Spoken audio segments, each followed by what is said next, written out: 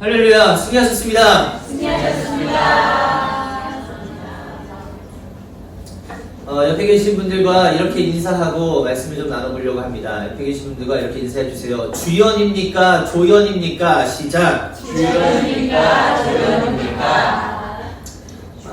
여러분들 올림픽의 꽃이 뭔지 아세요? 우리 얼마 전에 파리 올림픽이 이제 막을 내렸었는데 그 올림픽의 꽃이 어떤 종목인지 다들 아시죠? 그 올림픽의 꽃은요, 마라톤입니다. 마라톤. 이 마라톤은요, 이 올림픽의 가장 마지막에 진행되는 종목이기도 하고, 이 올림픽 중에 맨 마지막에 퇴회식에서 시상을 하는 것이 이 마라톤의 시상식입니다. 그러니까 일반 어떤 종목과는 달리 이 마라톤은 굉장히 엄숙하고 또 굉장히 인간의 한계를 느낄 수 있는, 인간이 거의 죽음 앞에까지 갈 수 있는 그런 어떤 모습을 담겨져 있는 이 종목이기 때문에 이 마라톤이라고 하는 것 자체가 이 올림픽의 꽃이라고 불리는 것일 수도 있을 것 같아요. 2012년에 개봉한 영화가 있는데 그렇게 유명한 영화는 아니었기 때문에 뭐 흥행을 많이 하지는 않았던 것 같지만 이런 영화가 있었습니다. 한번 보여주시겠어요? 이 영화 페이스메이커, 혹시 이거 보신 분 계세요? 네. 보셨어요? 여기에만 인기가 있었나 보네. 저도 이 예배를 준비하는 것 때문에 이 페이스메이커 영화를 이제 보게 됐는데, 이 페이스메이커 여러분들 뭔지 아세요? 페이스메이커가 뭐예요? 페이스메이커가 뭐죠? 페이스라고 하는 건 속도를 나타내는 거거든요. 페이스, P-A-C-E. 요거는 페이스는 속도를 얘기하는 겁니다.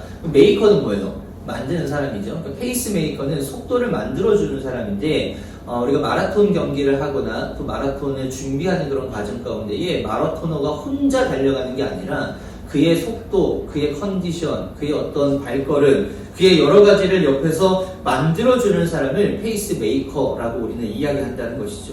그러니까 우승 후보의 어떤 기록이 되어져 있는 그런 선수들이 기록을 단축하기 위해서 그의 컨디션, 경기 능력, 기록 이러한 것들을 최대한의 성적으로 끌어주기 위해서 함께 옆에서 뛰어주는 사람, 이것을 페이스메이커라고 이야기한다는 겁니다. 주인공이 잘 부각될 수 있도록 그저 자신은 그 옆에서 그를 최대한으로 도울 수 있는 그러한 모습을, 우리는 이런 모습을 담겨져 있는 그런 운동선수를 페이스메이커라고 하는데, 이게 스포츠에만 있을까요, 여러분? 아닙니다.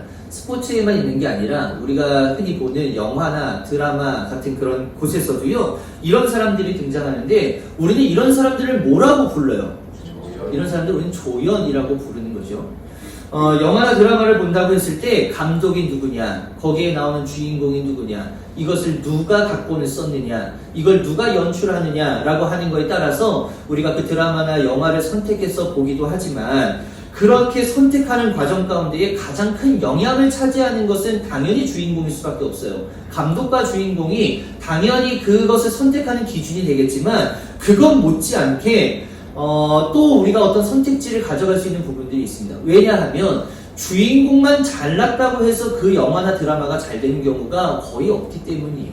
거기에 나오는 카메오라든지 엑스트라라든지 거기에 나오는 어떤 여러 가지 어떤 조연들이 함께 어우러져야지만 그게 아름답고 또 제대로 된 그런 영화나 드라마를 만들어갈 수가 있다라고 하는 것이죠.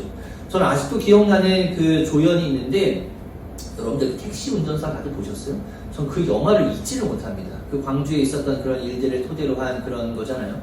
택시 운전사가 그 광주에 내려갔다가 외신 기자를 데려갔다가 다 취재하고 이제 올라오는 과정에 거기서 이제 그 하자는 거 볼까요? 이 장면 진짜, 이 장면 다들 아세요? 기억나시죠? 이분 누군지 아세요? 송강호 옆에 계신 분.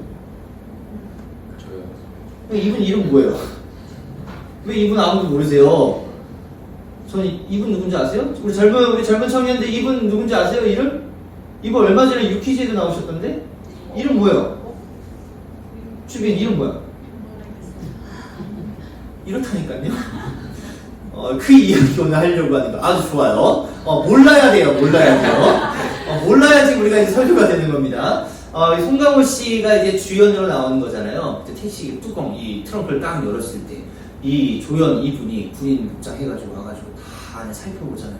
살펴봤는데 이 어떤 뭐 천 하나 들춰봤더니 거기에 뭐가 있어요? 서울 번호판이 있는 거잖아요.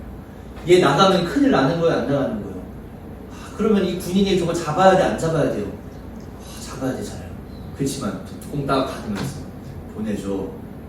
이 사람 목소리 진짜 멋있는 거 아세요? 근데 이름 뭐냐고요? 이런 거예요. 자, 오늘 그 이야기를 좀 해보려고 합니다. 아주 잘하셨어요. 이름 아시면 안 되는 겁니다. 이분의 이름은 엄태구 씨라고 하거든요. 엄태구 씨. 기억나시죠? 원래 조연의 어떤 인생이 다 그런 거잖아요. 우리가 흔히 말하는 어떤 좋은 작품들, 좋은 어떤 멋진 작품들, 사람들의 기억에 많이 오랫동안 남는 그런 작품들은요, 훌륭한 주인공들만 있는 게 아니라 이렇게 훌륭한 조연들도 함께 어우러졌을 때 그것을 아름답고 아주 멋있는 작품들로 만들어갈 수 있다는 겁니다. 분명한 것은요, 주인공들보다는 분량이 굉장히 적을 수밖에 없어요. 제가 기억하기로는 이 엄태구 씨가 몇 번 등장하지 않거든요. 가장 임팩트 있었던 장면, 이 장면 한 1분에서 2분 정도밖에 나오지 않지만 이분의 임팩트가 굉장히 강했었다는 거죠. 그러니까 적은 분량에서 자신의 존재감을 드러내고 주인공을 더욱 빛나게 만들어줄 수 있는, 그래서 작품이 조금 더 풍성해질 수 있도록 만들 수 있는 것이 어쩌면 조연들의 역할이 훨씬 더 강한 부분이 있다라고 하는 것이죠. 오늘 이 부분을 좀 살펴보려고 합니다. 오늘 두 가지의 본문을 좀 살펴볼 텐데, 하나는 우리가 방금 읽었었던 열왕기하 5장에 나오는 나아만 장군의 이야기고, 하나는 요한복음 6장에 나오는 오병이어의 사건입니다. 성경에는 많은 이야기들이 등장합니다. 그 이야기들 중에서는요, 인간적인 생각으로는 이게 가능할까? 라고 하는 정도의 놀라운 기적들이 성경에 많이 기록이 되어져 있잖아요. 그런데 이 이야기들은요, 나름 주인공이라고 불려질 수 있는 사람들에 의해서 그런 기적들이 보여졌다라는 거예요. 예를 들면 이스라엘 백성들을 애굽에서부터 이끌고 나왔었던 사람이 누구죠? 모세죠, 모세. 요단강을 건너서 이스라엘 백성들을 가나안 땅으로 데리고 갔었던 사람은 누구예요? 여호수아죠. 골리앗을 돌멩이로 넘어뜨렸던 사람은 누구예요? 다윗이죠. 물고기 뱃속에 들어가서 3일 동안 있다가 다시 나와서 니느웨로 다시 갔었던 그 사람은 누구죠? 요나라는 사람입니다. 갈멜산에서 이방 선지자 850명과 맞짱 떠가지고 거기서 하늘에서 불 떨어지면서 하나님이 진짜 신이다라고 하는 걸 증명했던 사람은 누구죠? 엘리야예요. 그러니까 우리가 이거 말도 안 되는 이런 놀라운 일들을 보여줬었는데, 이게 하나님께서 사람을 통해서 이런 기적을 보여주시고, 그 사람은 나름 성경에서도 주인공이라고 할 수 있을 정도의 어떤 임팩트를 가진 사람들이 있다라는 것이죠.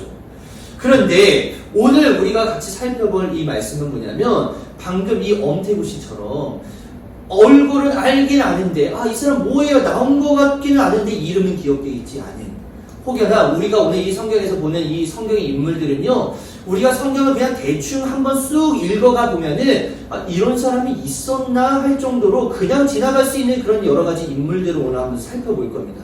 그 인물들이 있었기 때문에 주인공이 막강한 힘을 가질 수 있었고, 주인공이 이 성경에 기록이 되어질 수 있었고, 놀랍게는 하나님의 은혜도 받을 수 있었다라고 하는 것을 우리가 알 수 있는데, 이게 주인공 혼자만 잘나서 그렇게 된 게 아니라 그 옆에 그를 돕고 있었던 명품 조연들이 있었기 때문에 그 조연들을 사용하셔서 주인공이 더 빛날 수 있도록 하나님께서 만들어 주셨다는 겁니다. 오늘 그 이야기를 좀 살펴보려고 해요. 조연 설교를 하실 때, 조연, 주인공 말고 조연 설교를 하실 때 목사님께서 많이 인용하시는 성경 인물이 누굴까요? 누구요?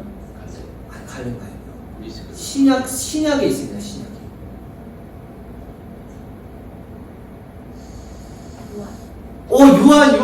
요한이에요. 세례 요한. 왜냐면 세례 요한은 예수님이 오시기를 위해서 미리 준비되어져 있었던 사람이고, 나는 낮아져도 괜찮지만 우리 하나님 예수님만 높아지면 된다, 내 뒤에 올 자가 진짜 메시아다라고 하는 것을 증명했었던 사람이 세례 요한이기 때문에 이 세례 요한을 조연 설교로 굉장히 많이 거론되고 있거든요. 근데 세례 요한 자체도요, 우리가 세례 요한 자기 스스로가 그렇게 평가했을 뿐이지, 우리가 성경을 놓고 보면 세례 요한도 주인공이에요, 아니에요? 얘도 주인공인 거예요. 얘도 굉장한 임팩트를 가지고 있었던 사람이라는 겁니다. 근데 오늘 성경 본문에 나오는 이 사람들은요, 진짜 그냥 흔히 우리가 얘기하면 그냥 별 볼 일 없는 사람들에 불과했지만, 이 사람들이 주인공 곁에 있었기 때문에 주인공이 그런 의의 길로 나아갈 수 있었다라고 하는 것을 우리가 한번 살펴보려고 합니다. 나아만 장군 이야기 여러분들 잘 아시니까 제가 뭐 길게 설명은 안 드릴 거예요. 아람이라고 하는 나라에 나아만이라고 하는 군대 장관이 있었는데 이 군대 장관은 나병이라고 하는 병을 가지고 있었습니다. 흔히 우리가 이야기할 수 있는 문둥병을 가지고 있었던 사람이에요. 이 문둥병이 있다 보니까 자기가 군대 장관으로서 할 수 없는 일들이 굉장히 많아진 거예요. 그래서 이 병을 어떻게 고칠 수 없을까? 자기 아내가 여러 방면으로 이제 좀 알아봤겠죠. 여기도 가보고 저기도 가보고 이 약도 써보고 이 의사도 만나보고 했는데 그 병을 고칠 수 있는 사람이 없었던 거예요. 근데 이 아람이라고 하는 나라와 당시 이스라엘이라고 하는 나라, 북이스라엘이 앙숙의 관계였습니다. 그러니까 별로 친하지 않았던 거예요. 서로 막 땀따먹게 하고 그런 시절이니까요. 근데 이때는 어떤 시대냐면 아람이 이스라엘을 쳐들어갔었던 적이 있어요. 근데 이스라엘을 쳐들어갔다가 거기에서 뭐 누군가를 막 인질로 잡아오는 거겠죠. 근데 거기서 어린 소녀 하나를 잡아오게 되는데 그 소녀가 뭐 똑똑했었던 것 같아요. 뭐 예쁘고 똑똑하니까 그 친구를 이제 자기의 아내의 이제 수종을 들게 했다는 거죠. 근데 그렇게 한 상황이었습니다. 그러니까 아내가 자꾸 이제 내 남편의 어떤 병들을 자꾸 고치고 애를 써보려고 했는데 이게 잘 안 되다 보니까 이걸 어떻게 해야 될까? 근데 그 옆에서 그 소녀가 그 모든 것을 지켜보고 있었을 거 아니에요. 근데 그 소녀가 이제 이렇게 얘기하는 거죠. 오늘 본문 한번 볼까요? 3절입니다. 3절. 그의 여주인에게 이르되 우리 주인이 사마리아에 계신 선지자 앞에 계셨으면 좋겠나이다. 그가 그 나병을 고치리이다 하는지라. 이런 거예요. 이스라엘에 가면요 아주 유명한 선지자 한 분이 계시는데 그 선지자 앞에만 가면은 아마 나아만 장군님 주인님의 병을 고칠 수 있을 겁니다. 이 이야기를 이 소녀가 그 아내에게 하는 것이고 그 아내가 그 이야기를 듣고 나아만 장군에게 전달하는 것이고 이 나아만 장군은 그것을 가지고 아람 나라 왕에게 전달하는 거예요. 그래서 어찌됐든 해서 그 중간 단계 생략. 그래서 이 나아만 장군이 결국엔 엘리사를 만나러 가게 되는 거잖아요. 근데 엘리사를 만나러 갔어요. 근데 엘리사를 만나러 갔을 때에 기분이 굉장히 안 좋은 거예요. 자기가 왔으면 이제 나와서 자기를 영접해 줄 줄 알았는데 자기가 나오는 게 아니라 그 당시 이제 엘리사 목사님의 이제 밑에 있었던 이 게하시 전도사님을 보내가지고 야 너가 가서 어떻게 하면 이 병을 고칠 수 있을 것이다 라고 하는 거 좀 잘 전달해 드려라. 그리고 나 만날 필요 없고 그냥 그렇게 하고 집으로 돌아가시라고 말씀드려. 그래서 이제 게하시 전도사님이 나와가지고 이 나아만 장군에게 이렇게 얘기하는 것이죠. 요단강이라고 하는 곳이 있는데 그 요단강에 가가지고 7번 씻으면은 당신의 병이 나을 거라고 우리 목사님이 말씀하셨습니다. 당신 그러고 우리 목사님 다시 찾아올 필요 없으시고요. 그냥 나라로 돌아가시면 된대요. 이렇게 하니까 이 나아만 장군은 굉장히 기분이 나쁜 거예요. 나를 어떻게 이렇게 영접할 수 있지? 내가 그래도 꽤나 대단한 사람인데 왜 나를 이렇게 문전박대 하지? 지금 그런 마음이 있었던 거예요. 그래서 이 나아만 장군은 어떻게 생각하냐면 야 요단강이 아니라 우리나라에 가면 우리나라에 더 깨끗한 강들이 많은데 차라리 거기 가서 씻지 이 더러운 요단강에 가서 내가 왜 씻어? 야 안 되겠다. 나 그냥 우리나라로 돌아가야 되겠다 라고 하는 마음을 갖게 된다라는 거예요. 그때 13절 한번 보세요. 13절. 그렇게 자기 나라로 돌아가려고 하는 이 나아만 장군들에게 그들의 종들이 이야기하는 겁니다. 13절. 그의 종들이 나와서 말하여 이르되 내 아버지여 선지자가 당신에게 큰 일을 행하라 말하였더라면 행하지 아니하였으리이까 하물며 당신에게 이르기를 씻어 깨끗하게 하라 함이리이까 하니. 이게 무슨 말이냐면요. 아니 장군님 병 하나 고치려면 10억 가지고 오십시오 라고 하면 10억 가지고 왔을 거예요? 안 가지고 왔을 거예요? 가지고 왔을 거 아닙니까? 근데 그것도 아니라 그냥 강에 가서 17번 씻으라고 하는 건데 그것만 하면 낫는다고 하는데 그거 안 하실 거예요? 라고 종들이 나아만 장군에게 이야기하는 거예요. 그렇게 해가지고 못 이기는 척 가가지고 이제 나아만 장군이 거기서 이제 7번 씻게 되는 거잖아요. 그때 씻고 나왔더니 자기의 피부가 어린아이와 같이 되었다라고 하고 다시 엘리사를 만나러 갔지만 엘리사를 끝내 만나지는 못하고 선물도 그냥 다 돌아오는 과정에 게하시가 그걸 눈독 들이는 바람에 가서 그걸 좀 몇 개 훔쳐왔다가 게하시에게 이 문둥병이 옮겨져 가게 되었다라고 하는 이야기가 이 나아만 장군의 이야기입니다. 우리 한 가지 이야기를 더 한번 살펴볼 텐데요. 요한복음 6장에 가보면은 오병이어에 관련된 이야기가 나오거든요. 이 오병이어에 관련된 이야기 뭔지 아시죠? 이 오병이어의 사건에서 가장 중요한 건 한 어린아이가 도시락을 가지고 왔다라는 거예요. 예수님께서 말씀을 전하실 때 예수님을 따라다니는 사람들이 굉장히 많았잖아요. 성경의 기록은 남자만 5,000명이지만 역사학자들은 한 2만 명 정도의 사람이 따라왔을 것이다 라고 평가를 합니다. 그런데 그 2만 명 정도에 있는 사람들이 자기 말씀을 계속 듣다 보니까 얘들 너무 배고프지 않을까? 얘들 좀 먹여야 되겠는데 라고 하는 생각이 예수님께서 들으셨던 거예요. 그래서 이제 빌립이라고 하는 사람의 이제 제자를 부릅니다. 야, 얘네들 다 먹으려면 어느 정도의 돈이 필요하겠니? 빌립을 시험하는 거죠, 결국에. 뭐 그런 내용들이 이제 다 사치하고. 그렇게 이제 빌립을 불러서, 야, 얼마 정도의 돈이 필요하겠냐? 그랬더니 이제 빌립이 한 200데나리온 정도가 필요할 것 같습니다. 이게 어느 정도 한 2천만 원 정도 얘기하는 거거든요. 그 정도 돈이 필요할 것 같습니다. 그런데 돈이 이제 없는 거잖아요. 아, 그래? 근데 저쪽 한편에서요, 어떤 한 어린아이를 안드레라고 하는 이 제자가 데리고 나오는 거예요. 그리고 그에게 있었던 도시락을 예수님께 드리는데 그 안에 있었던 것이 이제 오병이어였잖아요. 떡 5개와 물고기 2마리. 이제 그 도시락을 예수님께 드리니까 예수님께서 그 도시락을 이제 거기에 축사하시고 그게 이제 5,000명, 이제 많게는 2만 명 정도에 있었던 사람들이 다 배불리 먹고 마지막에는 12광주리가 남게 되었다라고 하는 그런 이야기가 오병이어의 이야기잖아요. 우리가 방금 여러분들에게 소개해드렸던 이 두 가지의 이야기에서는요, 좀 특별한 인물들이 존재한다라고 하는 거 여러분들 좀 기억하실 겁니다. 어쩌면 이 기적과 같은 이야기들 속에서요, 이 사람들이 존재하지 않았더라면 과연 이러한 내용들이 성경에 기록될 수 있었을까라고 할 정도로 굉장한 임팩트를 가지고 있는 사람입니다. 어떤 사람이냐면 나아만 장군의 이야기를 봤을 때에 이 나아만 장군이 병을 고치는 그 과정 가운데에서 소녀 하나, 이 소녀 하나가 굉장히 중요한 역할을 하는 거예요. 이야기에 굉장히 전환을 시켜줄 수 있는, 이 사람이 굉장히 어려운 삶을 살았지만 이제는 완전히 바뀐 삶을 살아갈 수 있도록 인도하는 그 매개체의 역할을 하는 것이 이 소녀였다라는 겁니다. 근데 성경을 찾아봐도 어디에 찾아봐도 이 소녀의 이름 석자가 기록이 되어 있지 않고, 우리야 석자지만 이름이 어디에도 기록이 되어져 있지 않다라고 하는 거예요. 자, 그리고 오병이어를 또 하나 보면은 그의 종들, 나아만 장군이 다 내팽개치고 나 그냥 집으로 돌아갈래 열받아서 그러고 있을 때에 그에게 한번 들어가 보시면 안 되겠습니까? 믿지라 본질인데 그냥 한번 해보죠 라고 나아만 장군에게 간구했었던 그 종들의 이름이 기록이 되어져 있지 않다는 거예요.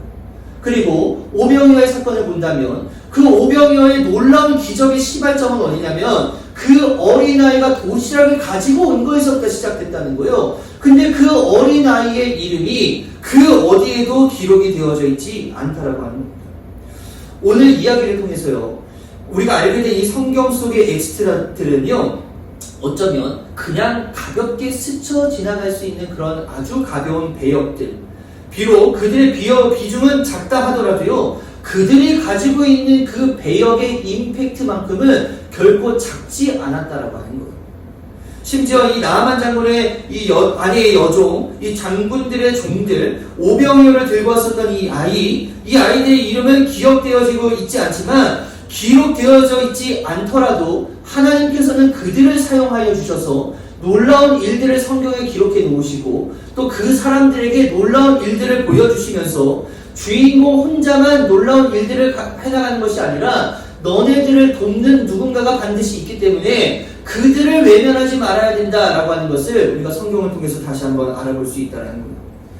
우리가 성경 이 신앙생활을 온전히 이어나가기 위해서는 우리가 결코 잊지 말아야 할 것이 뭐냐면 조연의 위치라고 하는 것을 우리가 잊지 말아야 된다는 겁니다.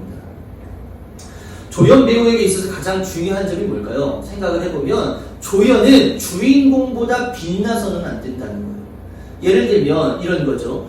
유해진이라고 하는 그 배우 있잖아요.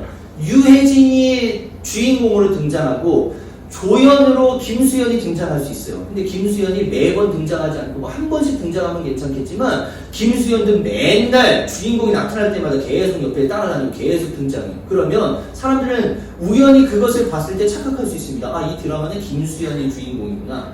그럼 유해진이 얼마나 마음이 아프겠어요. 나 나름 주인공인데. 그런 거예요. 조연의 위치, 조연의 역할이라고 하는 게 왜 중요하냐면 주인공보다는 반드시 빛나서는 안 된다는 거예요. 조연이 주연을 절대 앞서서는 안 된다는 겁니다. 그렇다면 우리는 한 번 더 생각해 볼 수 있겠어요.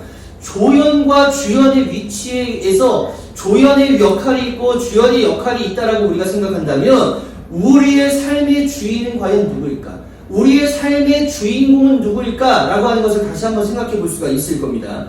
내 삶의 주인이 결국 우리의 주인공이 될 수밖에 없는 거거든요. 그러니까 제 삶의 주인은 누군 거예요? 여러분들이에요, 저예요. 대답해 보세요. 제 삶은 제가 사는 거예요? 여러분들이 저를 대신 살아주시는 거예요?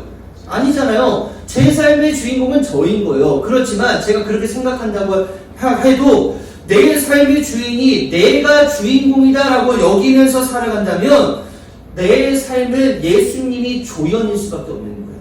그렇지만 내 삶의 주인이 나인 것 같지만 내가 아니라 예수님이 내 인생의 주연이다라고 한다고 생각한다면 나는 어떻게 되는 거예요? 나는 조연일 수밖에 없는 거예요. 이것을 우리가 이 조연의 역할을 우리가 굉장히 잘 이해할 수 있어야 되는 겁니다. 그러니까 내 삶의 주인공이 나면 예수님은 조연인 거고 내 삶의 주인공이 예수님이면 조연은 우리가 될 수밖에 없다라는 거예요. 왜냐하면 주인공은 하나니까요. 내 삶의 주인이 내가 아니라 예수님이시라면 나는 조연일 수밖에 없으니까 조연인 우리는 예수님보다 더 빛나면 돼요, 안 돼요? 안 되는 거죠. 그러면 우리는 누구만 빛나게 해드리면 되는 거예요? 예수님만 빛나게 해드리면 된다는 거죠. 그러니까 예수님만 영광 받으시면 되는 것이고 예수님만 높임 받으시면 되는 것이고 예수님만 찬양 받으시면 되는 것이고 예수님만 우리가 주인공 대접해드리면 우리의 삶을 그냥 그걸로 만족할 수 있는 거예요? 없는 거예요? 만족할 수 있는 거예요. 왜? 조연은 원래 그런 존재이기 때문인 거죠. 우리가 주연인지 조연인지에 따라서 우리의 삶과 우리의 인생은 완전히 달라질 수 있는 겁니다. 우리의 인생이 조연이다라고 하는 것을 믿는다면 우리의 빛나는 조연의 삶으로 예수님을 빛나게 해드릴 수 있다라고 하는 것을 여러분 다시 한번 기억하시고 여러분들 스스로가 여러분들의 삶의 주인이 나인지 아니면 예수님인지를 다시 한번 명확하게 세울 수 있게 되시기를 예수의 이름으로 간절히 축복합니다. 우리 사도행전 한번 찾아볼게요. 사도행전 7장 한번 찾아봐 놓으시고 사도행전 7장에 보면은요 스데반이라고 하는 집사님이 나오시거든요. 이 집사님은 초대교회의 7 집사들 중에 한 사람이었는데 성경에 다 그들의 어떤 일들이 기록이 되어져 있지는 않지만 아주 중요하게도 이 빌립이라고 하는 집사님과 스데반이라고 하는 이 집사님의 이야기들은 그래도 꽤나 많은 곳에 이제 기록이 되어져 있습니다. 그리고 가장 중요하게 여길 수 있는 것이 이 사도행전 7장에 가서 보면은 스데반이라고 하는 이 집사님이 제대로 조연의 삶을 살았다라고 하는 것을 우리가 명확하게 알 수 있어요. 어떤 삶이었냐면 그가 이전까지 어떤 삶을 살았는지는 중요하지 않아요. 그가 성령 체험으로 인해서 7 집사로 택함 받아서 그가 어떤 삶을 살았는지 이제부터 살펴본다면 그 당시에 스데반이 말씀을 전하는 가운데 있었는데 그때 많은 사람들이 그의 말씀을 들었어요. 근데 그 말씀이 어떤 거냐면 나는 예수 믿고 잘 됐고 나는 복 받았고 나는 은혜 받았고 나는 세상에서 성공했고 나는 떵떵거리면서 살고 있고 이런 얘기가 아니었다는 거예요. 처음부터 끝까지 무슨 얘기하고 있냐면 예수 그리스도가 우리의 구원자이시다. 우리가 그 예수 그리스도를 너네들이 죽인 것이다. 그런데 예수 그리스도가 부활했다. 그래서 우리가 그 예수 그리스도를 믿으면 하나님 나라에 갈 수 있다. 그것을 아브라함 시절에서부터 계속 말씀을 전하고 있는데 그의 말씀의 핵심이 뭐냐면 제대로 예수님을 주인공 만들어주고 계시는 거예요. 예수님이 이런 분이시고 예수님이 이런 분이시고 예수님은 우리가 이래서 믿어야 되고 예수님이 구원자시고 이런 이야기를 계속 하고 계시는 겁니다. 그때 사람들이 이 스데반의 예수님 높여드리는 설교를 듣고 반응이 이래요. 54절 보세요. 그들이 이 말을 듣고 마음에 찔려 그를 향하여 이를 갈았다 라고 하는 표현이 나오잖아요. 이것만 놓고 보더라도 지금 그 당시 이 설교를 들은 이 사람들의 반응만 놓고 보더라도 지금 스데반 집사님이 설교 제대로 한 거예요? 못한 거예요? 아주 제대로 한 거죠. 지금 자기는 낮아지고 누구만 높여진 거니까 예수님만 높여진 거니까 그렇게 제대로 예수님을 주인공 만들어 드린 거잖아요. 그래서 스데반이 너 참 설교 잘했다. 너 참 나를 잘 높였구나. 너 나를 참 영광스럽게 했구나. 너 나를 찬양했구나. 라는 것으로 인해서 이 스데반이 부귀 영화를 누렸을까요? 아니에요. 58절, 59절 우리 함께 읽도록 하겠습니다. 시작. 주인들이 수주어서 서로가 그들이 돌로 스데반을 치니 스데반이 부르짖어 이르되 주 예수여 내 영혼을 받으시옵소서. 아멘. 스데반이 말씀 잘 전했어요. 그리고 그 당시에 그 사람들의 반응을 놓고 보니까 굉장히 말씀을 잘 전한 거예요. 진짜 내가 예수님 높였다. 이제 예수님 나에게 복을 주시겠지. 근데 그 복이 뭐였어요? 죽음이었어요. 죽음. 돌로 맞아 죽었다는 거예요. 근데 그때까지만 하더라도 또 어떻게 고백하냐면 저들에게 죄를 돌리지 마십시오. 주 예수여 나의 영혼을 받아주십시오. 이게 스데반 집사님의 마지막 고백이었다는 거예요. 우리가 이 스데반을 통해서 또 살펴봐야 될 게 이거 있습니다. 뭐냐? 이 사람도 마찬가지였어요. 자기의 삶을 자기가 주인공이라고 여기지 않고 나는 철저히 조연, 나의 인생을 통해서 누구만 높여지면 되는 거예요? 예수님만 높여지면 된다면 나의 죽음도 아깝지 않다. 이게 이 스데반 집사님의 고백이었다는 것이죠. 여러분들은 지금까지 어떤 의식으로 살아왔었는가? 이거 굉장히 중요한 겁니다. 그렇지만 이거보다 더 중요한 게 있어요. 우리가 같이 말씀을 나누고 앞으로 어떻게 살아갈 것인가, 이게 훨씬 더 중요한 겁니다. 내가 이전까지는요, 내 인생의 주인공이 나인 줄로만 알고 나의 인생의 주연이 나인 줄로만 알았더라면 나에게 모든 초점이 맞춰질 수밖에 없는 거예요. 그렇지만 만약에 내 인생의 이 주인공이 내가 아니라 예수님이라면 우리가 예수님만 높여드리고 예수님만 빛나게 해드리면 되는 거니까 우리의 삶은 완전히 달라질 수밖에 없다라고 하는 것이죠. 사실 우리가 예수님을 만족시켜드리고 예수님께 어떤 사랑을 드리고 예수님께 무엇인가를 해드린다고 했을 때 예수님께서 뭐가 부족할까요? 저는요, 예수님은 전능하시고 예수님은 전지하시고 예수님은 무소부지하신 분임을 저는 믿습니다. 여러분들 이렇게 믿으시기를 간절히 바랍니다. 그렇기 때문에 예수님은 아쉬울 게 하나도 없는 분이세요. 우리가 뭘 한다고 해서 예수님께서 그걸 가지고 그래 너 잘했다 이렇게 칭찬을 하실 수 있겠지만 우리가 뭘 해서 예수님을 만족시켜 드릴 수 있겠냐는 거예요. 근데 이런 것이죠. 예수님은, 하나님은 우리의 중심을 보시는 분이거든요. 제가 예를 한번 들어볼게요. 백만장자가 있습니다. 이 백만장자가 아들이 하나 있는 거예요. 그 아들이 이 아버지에게 용돈을 받았어요. 그 용돈 한 몇천만 원씩 받겠죠. 그 아들은요. 뭐 그러진 않겠지. 뭐 그럴 수 있겠지만 용돈을 굉장히 조금씩 준 거예요. 자린고비처럼 조금씩 해. 좀만 해. 그렇게 해가지고 이제 용돈을 조금씩 받은 걸 가지고 이 아들이 뭘 하냐면 용돈을 모으기 시작해요. 용돈을 왜 모으냐? 내가 이거 모아가지고 우리 아빠한테 이거 선물하면 우리 아빠가 이거 좋아하겠지? 이거 내가 별거 아닌 어떤 용돈을 가지고 내가 우리 엄마한테 이거 선물하면 우리 엄마가 너무 좋아하겠지? 그런 마음을 가지고 조금씩 용돈을 모으기 시작하는 거예요. 그래 모아가지고 뭘 사지는 못하고 그냥 봉투 하나를 딱 준비해가지고 거기다가 10만원 딱 만들어가지고 엄마 아빠 감사해요 하고 그 봉투를 엄마 아빠한테 딱 드린 거예요. 그럼 백만장자예요. 백만장자에게 10만원 뭐예요? 그 껌 아니에요? 껌? 근데 부모가 그걸 받고 야 10만원이 뭐야? 더 가져와! 이럴 부모님 계세요? 아니 없어요. 부모님은요 그거를 받고 그거 돈을 받는 거예요? 그게 마음을 받는 거예요? 그 마음을 받는 거예요. 저는 예수님이 이런 분이시더라고요. 예수님은요 우리가 뭘 해드려도 다 채워드릴 수 없는 거예요. 왜? 이미 예수님은 완벽하시거든요. 이미 예수님은 모든 걸 다 하실 수 있는 분이시거든요. 예수님 자체가 이미 이 세상의 주인이신 거예요. 그러니까 우리가 주인에게 뭘 한다고 해서 그를 완전히 다 만족시킬 수 있느냐? 그런 게 아니거든요. 그러면 우리는 예수님께 뭘 해드려야 되는 거냐면 우리가 뭘 해서 만족드리는 게 아니라 우리의 마음만 제대로 드리면 되는 거예요. 그 마음이 어떤 마음이냐? 그냥 예수님 빛나게 해드리면 되는 것이고 그냥 예수님 영광 올려드리기만 하면 되는 것이고 그냥 우리가 기쁠 때 예수님 찬양하고 우리가 주인공 되었던 그런 삶을 이젠 좀 탈피해서 예수님 주인공으로 만들어드리고 나는 조연으로 조금 물러나서 예수님 드러내면서 살아가는 그런 삶을 살아간다면 그냥 예수님 그걸로 만족하신다고 그걸로 기뻐하신다고 이러한 삶을 살아낼 수 있게 되시기를 예수의 이름으로 간절히 축복합니다.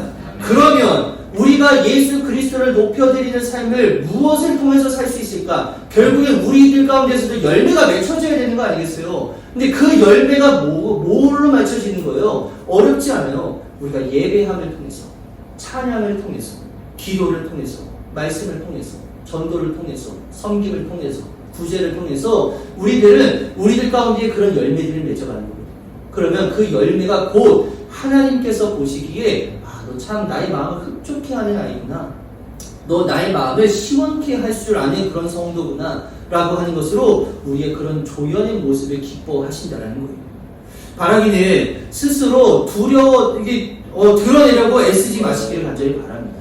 우리의 삶의 주인은요, 원래 예수님인 거예요. 우리는 그냥 그거 부여받아서 그냥 잠깐 살다가 그냥 다시 하나님의 나라에 돌아가는 존재들이거든요. 그래서 우리의 삶의 주인은요, 그냥 내가 내 뜻대로 삶을 살아가는 것 같아서 주인이 나인 것 같지만 원래 우리의 주인은 하나님이시거든요. 그러니까 이것을 우리가 인정하고 놓고 본다면 우리가 우리의 주인된 분을 높여드려야 되는 삶은요, 당연한 거예요.